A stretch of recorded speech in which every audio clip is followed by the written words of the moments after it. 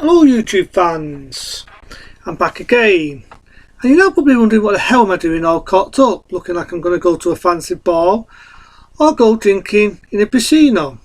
There's a reason why I'm all cocked up, but I'm looking a bit too over chest.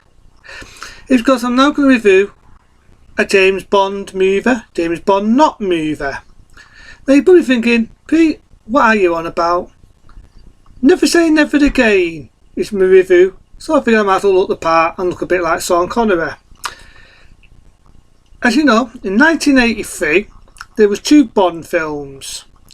There was Octopussy, and then Sean Connery sort of made a comeback. That being Never Say Never Again. So in 1983 it was starting off as sort of a remake of Thunderball. Thunderball, as you know, was in 65. It also stars a very young Kim Basinger. The only thing me issues with the film is it did not have the famous dump barrel scene, you know, with the image of blood, and the Bond theme, we all know in the openings, didn't have it. All you did have was a middle-aged man running around in a field with the 007 logos. And you also had the theme Never Say Never Again. You also didn't have the main jackets, you know, the beautiful woman doing a dance and all that. It was the same really, because I felt that would have went for that type of film, but because of copyright couldn't get away with it, even though 007 is mentioned as well as the name.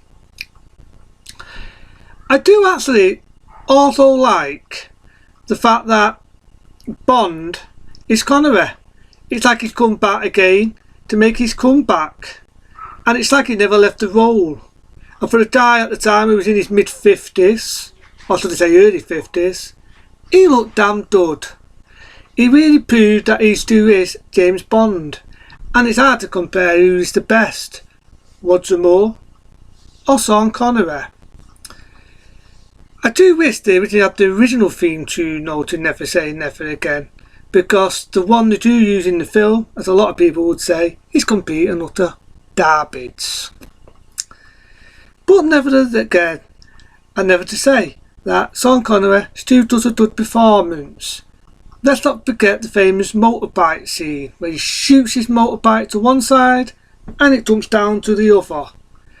I do actually love Never Say Never Again. It does have a lot of issues, like the scene where Connery mentions to Kim Basinger, who's playing Dynamo, about a brother dying. I felt it was a bit cold and a bit cold-blooded. If you want to see it done in a kinder way, what's how he does it in Thunderball.